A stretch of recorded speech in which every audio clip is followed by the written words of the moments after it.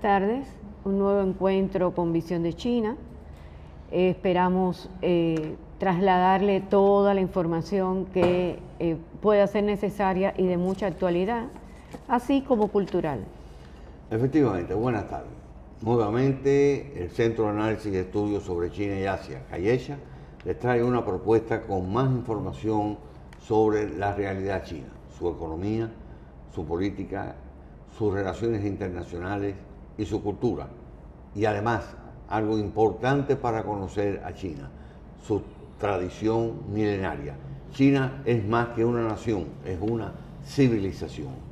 Empecemos con la tradición del té. Otra tradición milenaria. Gracias, Maya. Estuvimos hablando en el programa anterior de las iniciativas de Xi Jinping para una paz universal, acompañada de una seguridad global. Y a lo largo de esta semana hemos visto las grandes tensiones que siguen impuestas en el mundo, con más guerra, más tensión, más gastos innecesarios para guerra, para matar, mientras que escasean los recursos. Por una parte, salvar al mundo, lograr un mundo en coexistencia con la naturaleza, y por otra parte, un mundo en el cual hay tantos marginados, tantos cientos de millones de personas que pasan hambre, que con un mínimo de esos recursos que se destinan a la guerra, podríamos resolver fundamentalmente esos viejos problemas. Realmente China ha propuesto, por voz de su máximo líder, Xi Jinping, construir una comunidad global de futuro compartido. Es el término que utiliza Xi Jinping para referirse a la pertinencia y conveniencia de que todos en el mundo apunten en una misma dirección y se construya un mundo universalmente coherente, universalmente de buenas relaciones. Ello significa un nuevo enfoque en las relaciones internacionales. Verdaderamente la confrontación basada en alianzas que se ha impuesto por algunos en el mundo, lejos de contribuir a una mejor relación, crea tensiones, reclama más recursos para la defensa. Por ello, en el nuevo esquema de relaciones internacionales es sumamente importante que se vaya no a confrontación por razones políticas o ideológicas, sino a la cooperación y a la colaboración. El mundo internacional en el cual estamos está desfasado con relación a los nuevos tiempos. Unos nuevos tiempos que se caracterizan por una comunidad internacional que quiere paz, que quiere resolver sus grandes problemas, con la mayor parte de la humanidad, que recoge a la mayor parte de los habitantes del planeta en situaciones de urgencia. Esa realidad, ese escenario internacional es el mundo de hoy, que reclama nuevas situaciones, nuevos enfoques. Hay una pregunta que todos se hacen: ¿qué tipo de mundo necesitamos y cómo construirlo? China al menos tiene una respuesta a esa pregunta: construir una comunidad global de futuro compartido. Una comunidad global significa una comunidad para todos, donde todos tengan espacio, con un futuro que todos puedan compartir. Y cuando se habla de todos, se habla no solamente de los ricos, de las economías avanzadas, se habla también de las economías menos agraciadas, que arrastran situaciones verdaderamente caóticas y críticas. ¿Qué significa? Que todos debemos tener una relación productiva y efectiva, porque el mundo está entrelazado. Los intereses de todos están entrelazados y por lo tanto todas las naciones y países deben mantenerse unidos. La idea de un futuro compartido se basa en un diseño razonable de las relaciones entre los estados. Nuevas características de gobernanza global. Es una realidad, hay nuevas características. Apertura e inclusión. Los países deben abrirse al mundo. Todos. Suspender, evitar las alianzas que pretenden limitar los acuerdos y que siempre van orientados a amenazar a otros. Este mundo exige, reclama que haya mayor apertura de todos en el universo y que sea inclusivo, que se incluya a todos, no solamente a aquellos que se les busca afinidad ideológica para enfrentar a terceros. Ese mundo no funciona así. Una comunidad de futuro compartido debe promover la democracia en las relaciones internacionales. En las relaciones internacionales no hay democracia, hay una gran autocracia. Y ese mundo basado en la democracia debe estar sustentado en el respeto a los derechos humanos y el respeto de la integridad territorial de los países, el respeto a los intereses internos de cada país. Este nuevo mundo con una gobernanza global debe caracterizarse también por la equidad y la justicia. Equidad y justicia. El mundo necesita justicia, no hegemonismo, no dominaciones de nadie, ni de uno ni de otro. El mundo necesita equidad. Los países deben salvaguardar el orden internacional basado en derecho internacional. No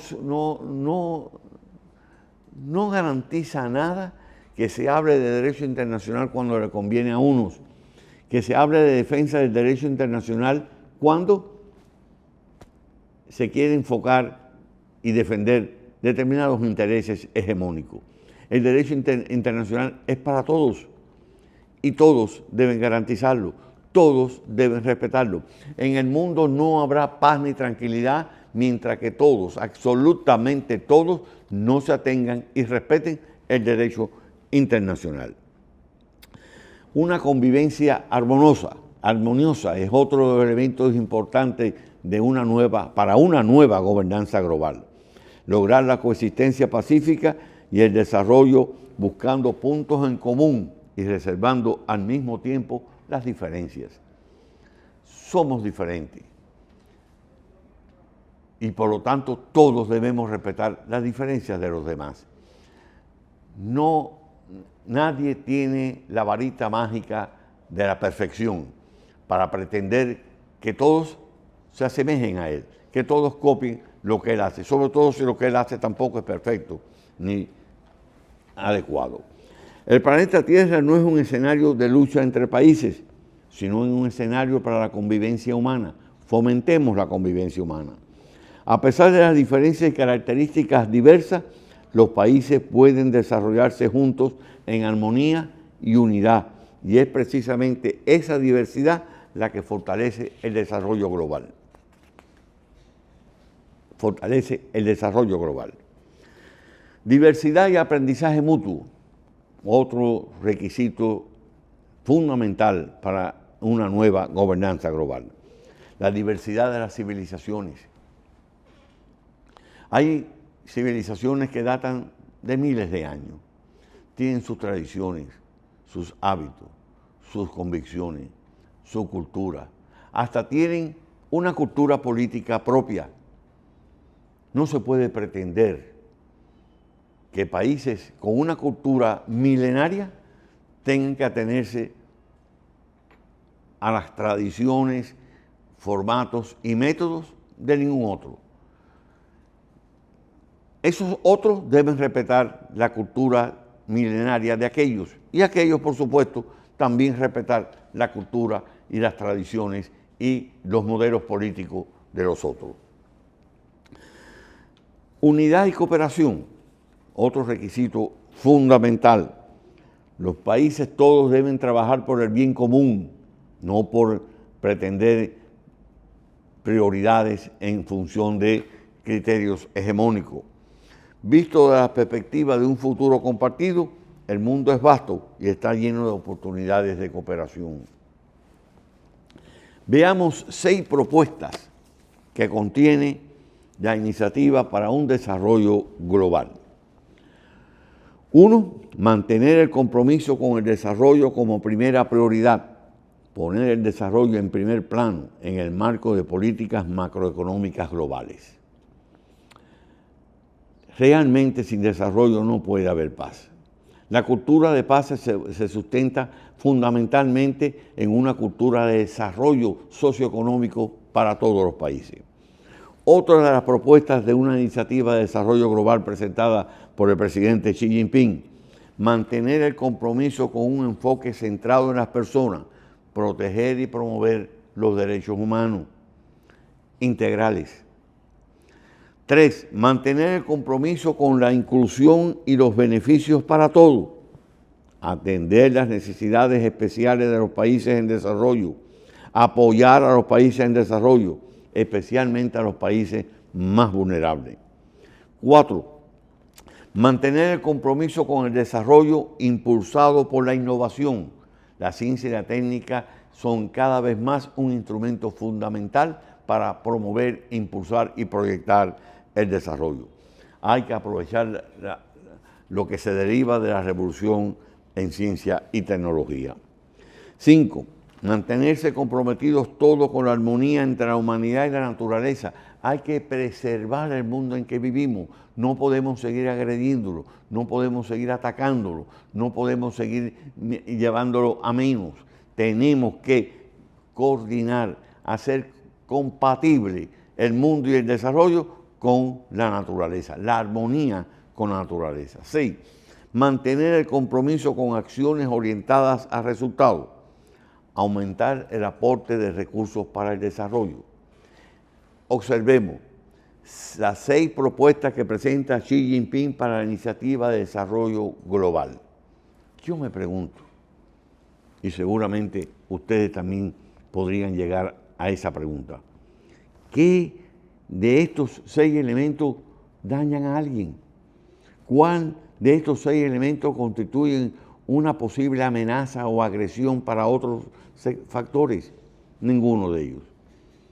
Todos ellos son perfectamente viables para que se sienten las grandes potencias y establezcan acuerdos de cooperación, respetándose unos a otros, tomando acuerdos sustanciales para garantizar la armonía con la naturaleza de manera consecuente, no que cuando haya un cambio de gobierno se retiren o pretendan revertir lo acordado por todos. Veamos también otras 6 propuestas de la iniciativa de seguridad global, de lo cual está el mundo tan urgido en estos momentos. Empecé por la del desarrollo global, porque insisto, sin desarrollo no hay posibilidad de seguridad global y mucho menos de paz global.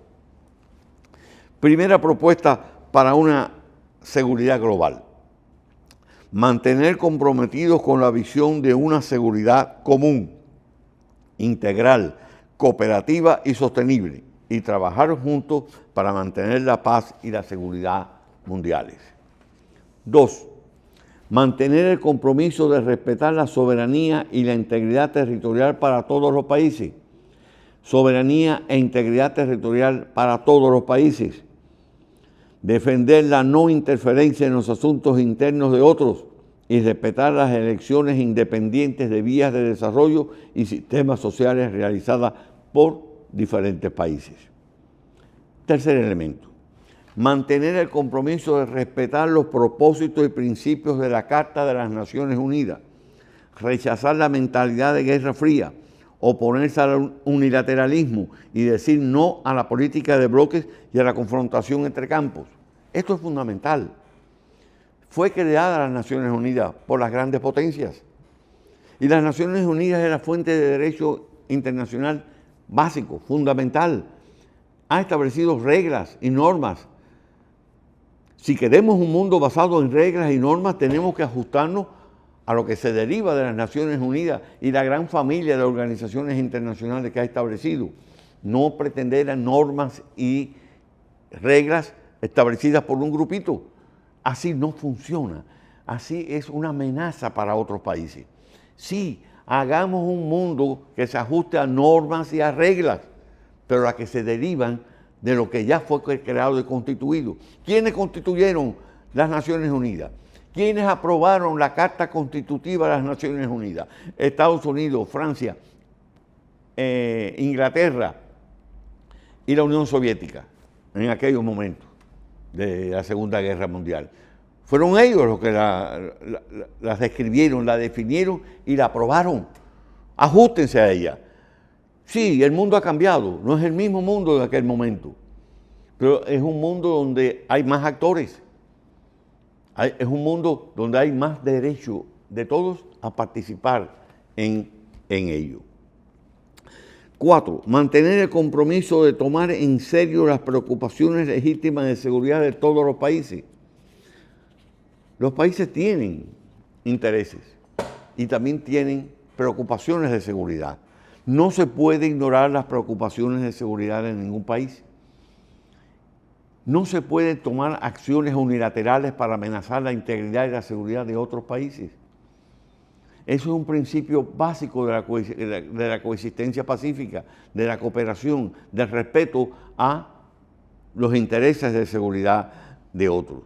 Defender el principio de seguridad indivisible, construir una arquitectura de seguridad equilibrada, eficaz y sostenible, y oponerse a la búsqueda de la propia seguridad en detrimento de la seguridad de los demás.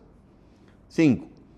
Seguir comprometidos con la resolución pacífica de diferencias, resolución pacífica de diferencias y disputas entre países a través del diálogo y la consulta.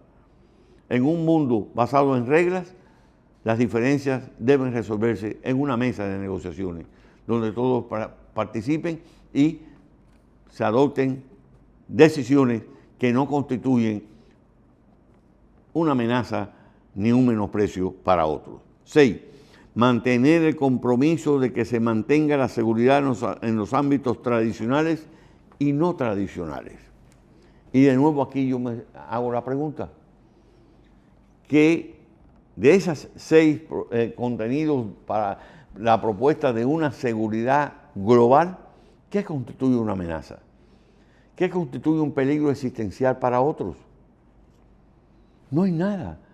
Además, es una propuesta de iniciativa, no es algo para imponerlo, es algo para sentarse a negociar, a buscar soluciones. ¿Hay algo que preocupe? Póngalo en la mesa, presente propuesta.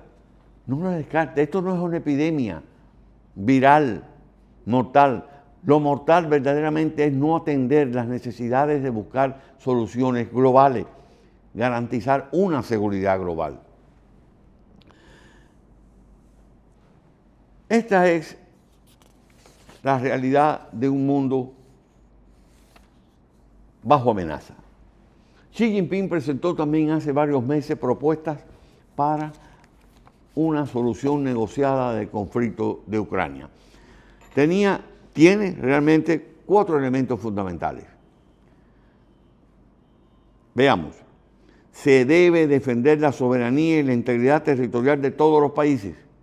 Soberanía e integridad territorial de todos los países. Deben observarse los propósitos y principios de la Carta de las Naciones Unidas. Es lo fundamental. Es la fuente de derecho. Deben tomarse en serio las preocupaciones legítimas de seguridad de todas las partes, imprescindible, fundamental. Y 4, deben apoyarse todos los esfuerzos que conduzcan a una solución pacífica de la crisis. Solución pacífica. Pareciera que los que ignoran esta propuesta no quieren una solución pacífica. Los que ignoran esta propuesta no quieren tomar en cuenta las necesidades y preocupaciones legítimas de seguridad de todos. Hay que tomar en cuenta los intereses de seguridad legítimos de Ucrania, pero también tener en cuenta los intereses de seguridad de Rusia. Así es el mundo que se debe forjar. Y yo me pregunto, ¿qué no debe tomarse en cuenta de esta propuesta de paz para Ucrania? El único delito que parece ser que se desprende de ello es que proviene de China, pero es objetivo y viable. Presenten una propuesta.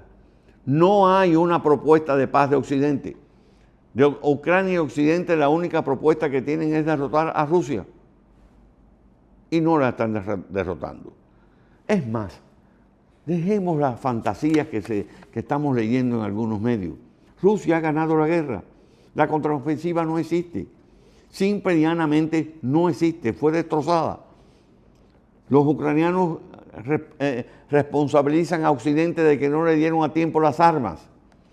Ahora mismo, el ministro de Defensa de Ucrania ha dicho que está viendo un aburrimiento, un cansancio de sus aliados con relación al apoyo a Ucrania, y que Ucrania en estos momentos está esforzándose el doble de lo que hizo el año pasado para convencerlos que deben seguirla ayudando. Entonces Ucrania no se esforzó todo lo que debía el año pasado. Estas son realmente elementos importantes para parar una guerra que está desangrando fundamentalmente a Ucrania, que la está destruyendo material, física y moralmente. Hay otras 4 cosas que la comunidad internacional debería hacer junta. La comunidad internacional hacerla junta. 1. La comunidad internacional debe apoyar conjuntamente todos los esfuerzos para resolver pacíficamente la crisis de Ucrania. La comunidad internacional debería oponerse conjuntamente a la amenaza o al uso de armas nucleares y defender que no se deben utilizar armas nucleares. Ahora mismo les decía en el programa anterior, el Congreso de Estados Unidos reclamando que el país se prepare para una guerra contra Rusia y China. No hay otra opción. ¿Una guerra nuclear? ¿Creen que van a sobrevivir? ¿Creen que la pueden ganar? Las armas nucleares, dijo en una ocasión quien fue secretario de Defensa de Estados Unidos cuando la crisis de los misiles, él decía, las armas nucleares se han creado para no utilizarse. El día que se utilicen se acabó el mundo, ya no hay más nada que hacer. La comunidad internacional debería trabajar conjuntamente para mantener estables las cadenas industriales y de suministro globales y evitar interrupciones en la cooperación internacional. La comunidad internacional debería proporcionar conjuntamente ayuda invernal a los países en zonas de conflicto. Estamos ya en pleno otoño, tenemos el invierno encima y hay países que van a sufrir grandemente las condiciones del invierno. Van a pasar frío. Europa está en crisis.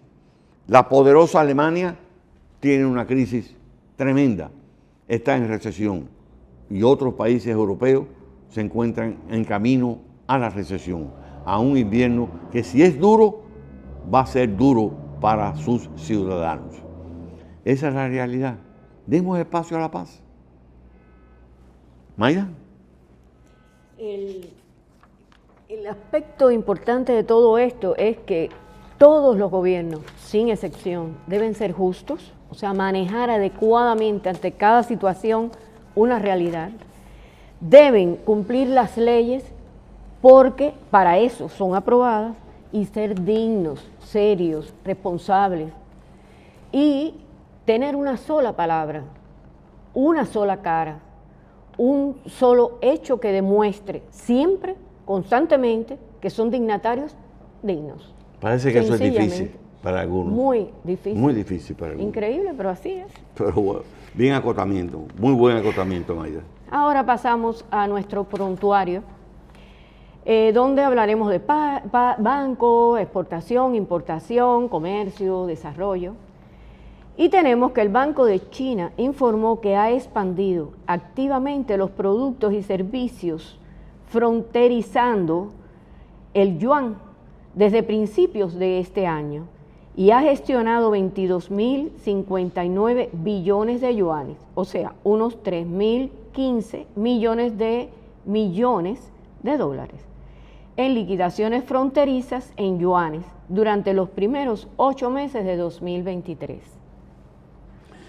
Se registra un aumento notable en el uso transfronterizo del yuan en los países participantes de la iniciativa de la Franja y la Ruta, con un aumento del 90,41% interanual durante el periodo en cuestión, según el Banco de China. En los últimos años, el banco ha ampliado continuamente su red de servicios en los países de la Franja y la Ruta, con la apertura de su sucursal en Riad, capital de Arabia Saudita, donde recientemente las instituciones extranjeras del prestamista han dado cobertura a 64 países y regiones, incluidos 44 que participan en la iniciativa de la Franja y la Ruta. El total de importaciones y exportaciones de bienes de China continuó mejorando en septiembre, con el volumen comercial alcanzando un nuevo máximo mensual para este año, de acuerdo con los datos oficiales. El volumen del comercio exterior alcanzó los 521.000 millones de dólares el mes pasado, registrando un crecimiento intermensual por segundo mes consecutivo, según la Administración General de Aduanas. En los primeros 3 trimestres, las importaciones y exportaciones de mercancías de China sumaron unos 4,3 millones de dólares. De acuerdo con la fuente, las exportaciones del país aumentaron un 0,6% interanual, mientras que las importaciones cayeron un 1,2% en los primeros 9 meses de este año.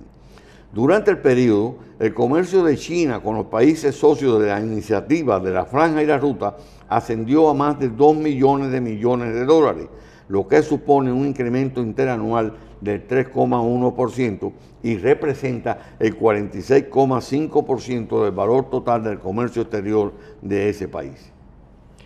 El comercio del país con mercados emergentes como Asia Central, África y América Latina se expandió un 33,7%, un 6,7% y un 5,1% respectivamente, al tiempo que el comercio reciente con la Unión Europea y Estados Unidos también mejoró notablemente. En el periodo enero-septiembre, las empresas privadas experimentaron una rápida tasa de crecimiento, ya que sus importaciones y exportaciones crecieron un 6,1%, alcanzando unos 2,3 millones de dólares. Las cifras representan más de la mitad del total del país. Un desglose de los datos muestra que las exportaciones de maquinaria y productos electrónicos de China, que ocuparon el 58,3% del total, ascendieron un 3,3%.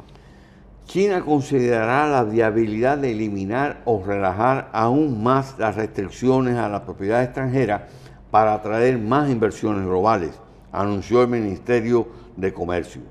Mientras continúa acortando su lista negativa para la inversión extranjera, el país se esforzará para mejorar el entorno de negocios y servir mejor a las empresas extranjeras, declaró el portavoz del ministerio. China ha revisado la lista negativa para la inversión extranjera por 5 años consecutivos, con lo cual las barreras a la propiedad extranjera se limitan en sectores como semillas, automóvil, fabricación de embarcaciones y aeronaves, valores, banca y seguros, de acuerdo con informado por el portavoz. Según un informe publicado en septiembre por el Centro de Investigación para el Desarrollo del Consejo de Estado, China ha mantenido su posición como el segundo mayor receptor de inversión extranjera del mundo desde 2017 y sigue siendo uno de los destinos de inversión más atractivos a nivel mundial. En 2022, el uso real de China de la inversión extranjera directa alcanzó los 189.100 millones de dólares, un aumento del 8% interanual sobre una base comparable. La participación del país en la inversión extranjera directa global aumentó del 8,2% en el 2012 al 14,6% en el 2022. Un total de 1.402 kilómetros de nuevas líneas de tren se pusieron en funcionamiento en toda China entre enero y septiembre de este año. Del total habilitado en el periodo, 1.276 kilómetros corresponden a vías de alta velocidad. Durante este periodo han ido avanzando varios proyectos de construcción de infraestructuras ferroviarias de gran tamaño, y la inversión en activos fijos de los ferrocarriles del país aumentó un 7,1% interanual hasta unos 70.900 millones de dólares. China planea poner en marcha nuevas líneas ferroviarias por un total de más de 3.000 kilómetros en 2023, incluyendo 2.500 kilómetros para trenes de alta velocidad, de acuerdo con el grupo. Ahora pasamos a nuestro video musical y disfrutemos de buena música. Musical. Realmente siempre se resultan interesantes, más allá de lo musical. Ahora vayamos a un breve receso y regresamos después de la pausa.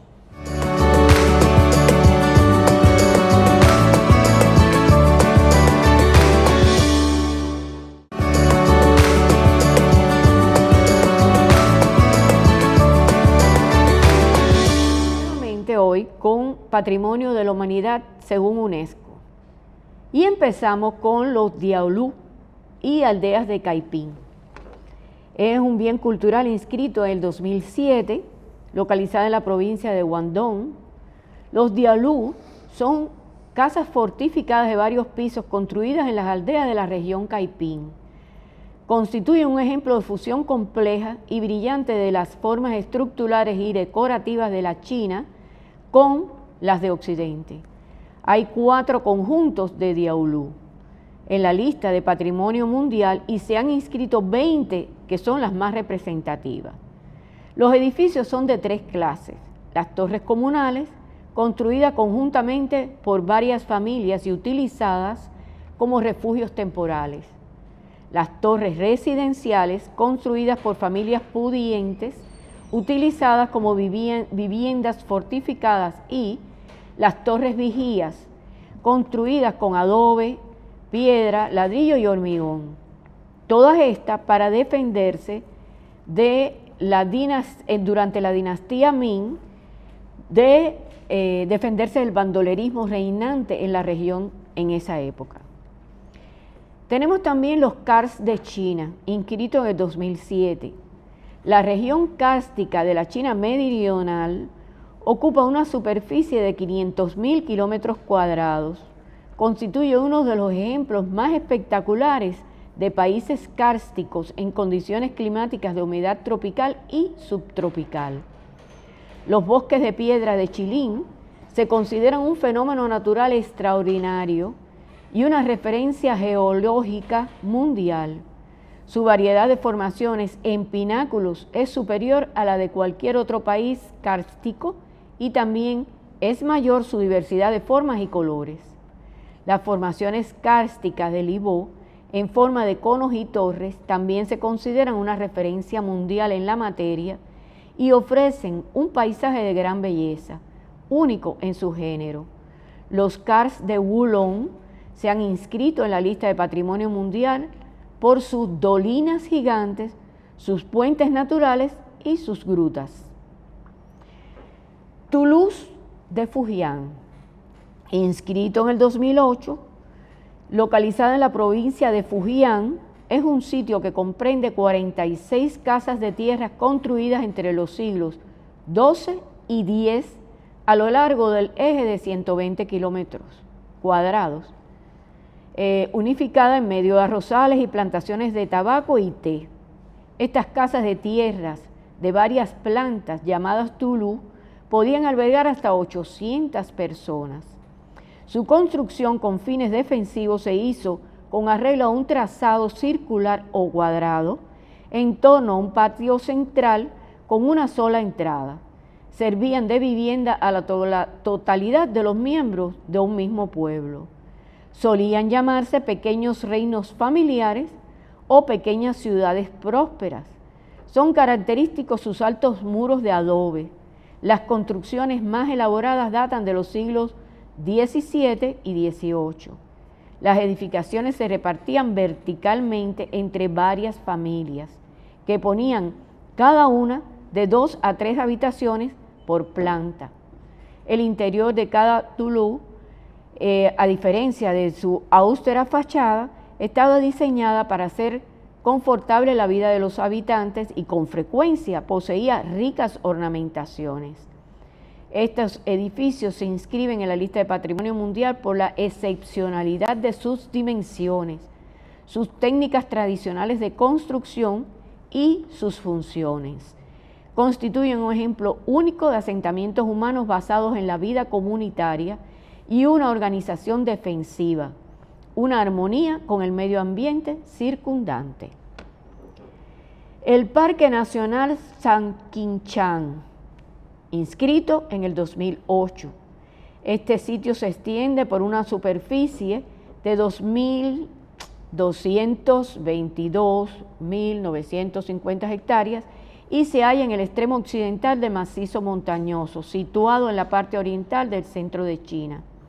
Se ha inscrito en la lista de Patrimonio Mundial por la excepcional calidad estética de su paisaje, en el que destacan 48 picos y 89 pilares graníticos, muchos de los cuales se asemejan a siluetas de seres humanos y animales.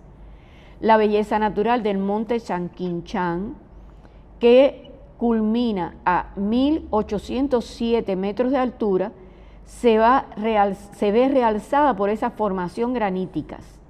La vegetación y las condiciones meteorológicas particulares que crean un paisaje fascinante y perpetuamente cambiante. Las nubes aureoladas, la luz brillantes y los arcoíris lunares, sometidos a las influencias del clima marino y los monzones subtropicales. Este sitio es un islote boscoso templado que se alza en medio de paisajes circundantes. El parque comprende también bosques, lagos, manantiales y cascadas que alcanzan a veces los 60 metros de altura. El monte Wutai, inscrito en el 2009, es una cumbre sagrada del budismo con 5 mesetas planas. El paisaje cultural inscrito en la lista comprende 53 monasterios, así como la gran sala del templo Fo-Guang, orientada al este, que es el edificio de madera más importante de la dinastía Tang. Este edificio posee esculturas de arcilla de tamaño natural. El paisaje cultural abarca también el templo de Sichuan, que data de la dinastía Ming y cuenta con un gran conjunto de 500 figuras escultóricas suspendidas que representan escenas budistas tejidas en imágenes tridimensionales de montañas y agua. Tenemos también a Daxian, inscrito en el 2010, localizada en la provincia de Cantón. Daxian significa nubes rosadas. Es el nombre dado en China a los paisajes desarrollados en capas sedimentarias terrígenas rojas, continentales, influidas por fuerzas endógenas como la elevación y fuerzas exógenas como el desgaste y la erosión. El sitio inscrito comprende 6 áreas situadas en la zona subtropical del suroeste de China.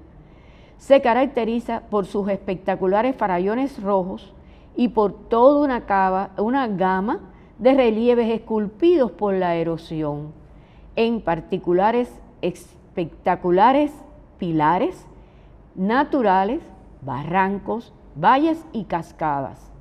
La dureza del paisaje ha contribuido a la conservación de bosques subtropicales que albergan numerosas especies de flora y fauna, 400 de ellas consideradas raras o amenazadas.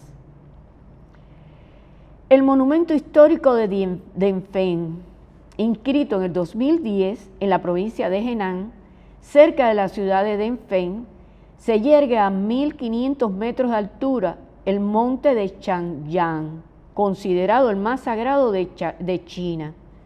A sus pies se extienden, diseminados en una superficie de 40 kilómetros cuadrados, 8 conjuntos de edificaciones que comprenden las 3 puertas que han servido como vestigio de los edificios religiosos más antiguos del Estado chino.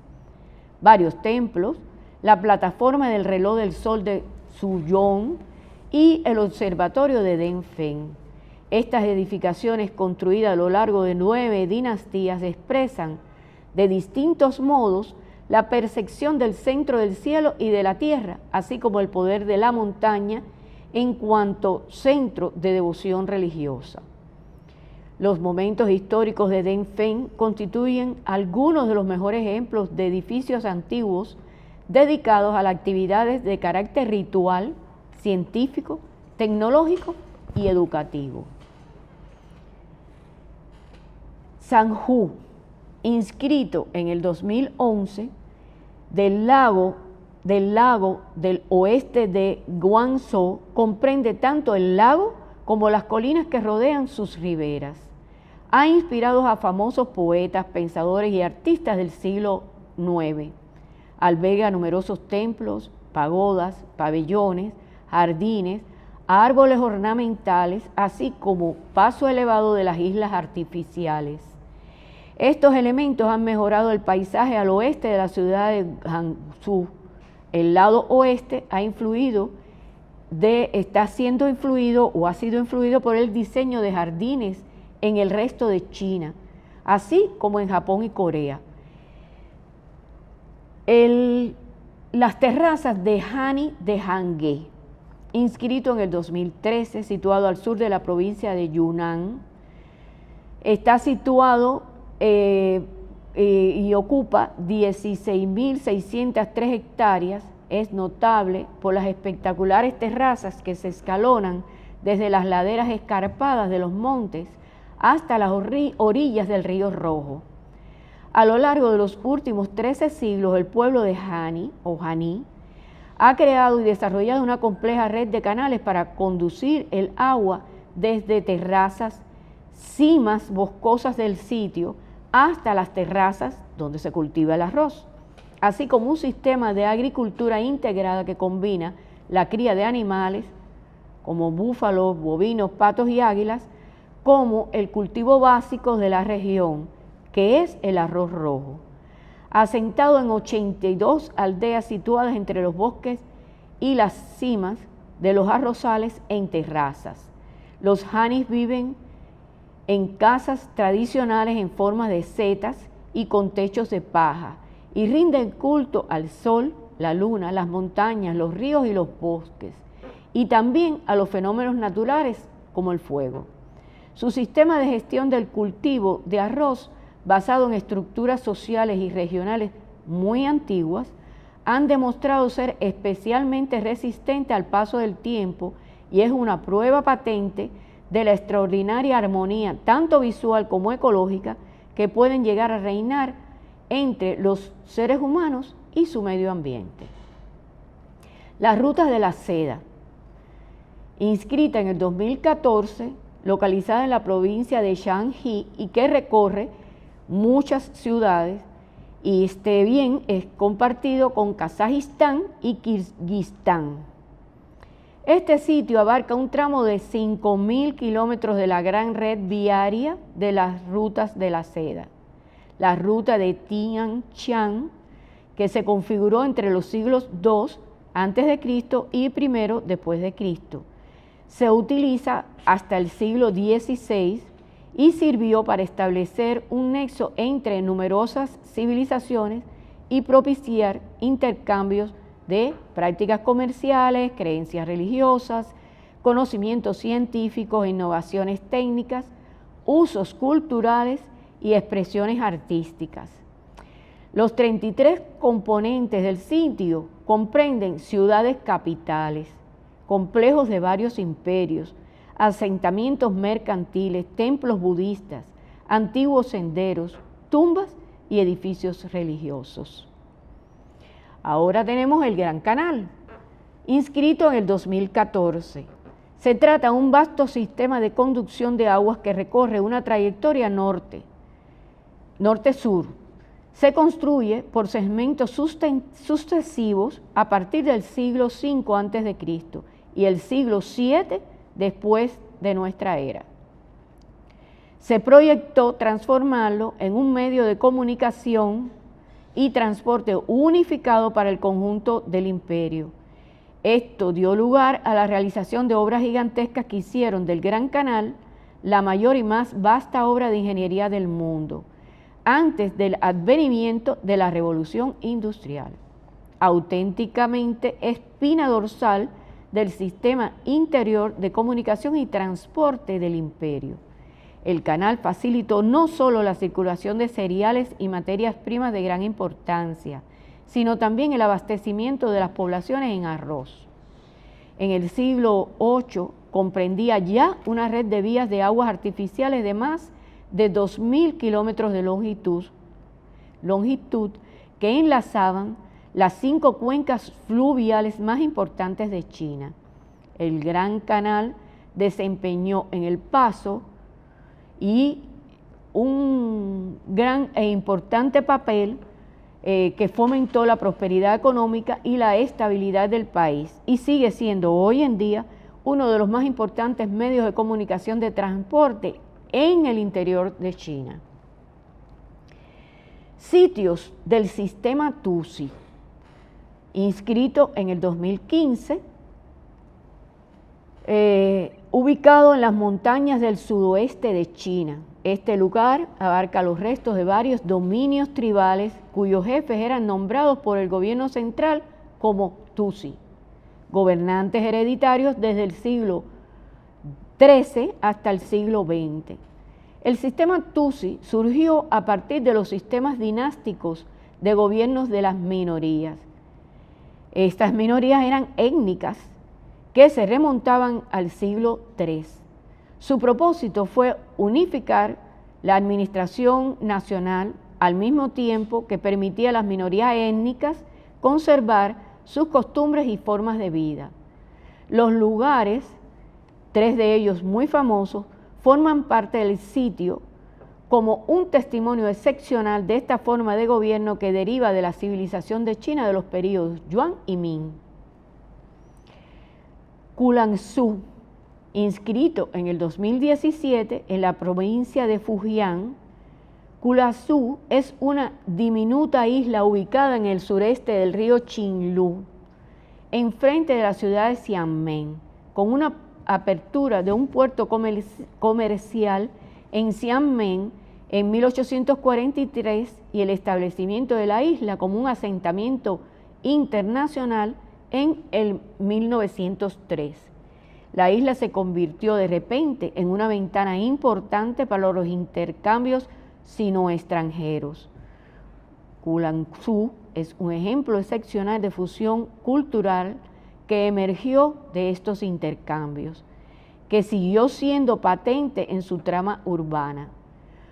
Hay una mezcla de diferentes estilos arquitectónicos, incluyendo el estilo tradicional, el neoclásico occidental y el estilo colonial. El testimonio más excepcional de la fusión de varias influencias estilísticas es un nuevo movimiento arquitectónico, el estilo Amoy Deco, que significa el estilo modernista de principios del siglo XX y el Art Deco actual. El Santuario de Aves Migratorias, inscrito en el 2019, localizado en la provincia de Jiangsu. Este sitio presenta un sistema de llanuras de marea considerado el más grande del mundo. Estas llanuras de marea, así como las marismas y los bajíos, son excepcionalmente productivos y sirven como áreas de crecimiento para muchas especies de peces y crustáceos. Las zonas intermareales del Mar Amarillo son de importancia mundial como punto de encuentro de numerosas especies de aves migratorias que utilizan la ruta de migración desde Asia Oriental a Australasia. Grandes concentraciones de aves, entre las que figuran algunas de las especies más amenazadas del mundo, dependen de este litoral para detenerse, mudar sus plumas, descansar, invernar o anidar. Los antiguos bosques de árboles de té, inscrito en el 2023, localizado en la provincia de Yunnan, situados en la montaña Himai, en el sureste de China. Este paisaje cultural fue desarrollado durante todo un milenio, siguiendo prácticas que comenzaron en el siglo X. El sitio es una zona de producción de té, compuestas por aldeas tradicionales que se encuentran dentro de los antiguos bosques rodeados de vegetación y plantaciones de té. El cultivo tradicional de viejos árboles de té en el sotobosque es un método que responde a las condiciones específicas del ecosistema de la montaña y al clima monzónico subtropical, combinado con el sistema de gobernanza que conservan las comunidades indígenas locales. Las ceremonias y fiestas tradicionales se relacionan con la creencia de que los espíritus viven en las plantaciones de té, así como en la fauna y las floras locales. Una creencia que se desarrolla en esa base de la tradición cultural. Hasta aquí tenemos estas reliquias y valores naturales que la UNESCO ha reconocido, quiere decir que realmente son valiosos. Hablando de té, ¿vamos a la reflexión de Confucio? A la reflexión de Confucio. La vida es realmente simple, pero insistimos en complicarla. Bien, hemos traído alguna información relevante de la realidad china, de la propuesta de Xi Jinping y de esa inmensidad maravillosa que es la naturaleza china y los monumentos que se heredan de su tradición milenaria. Nos vemos el próximo domingo. Aquí, a las 4 de la tarde, por Cinevisión, Canal 19. Hasta el próximo domingo.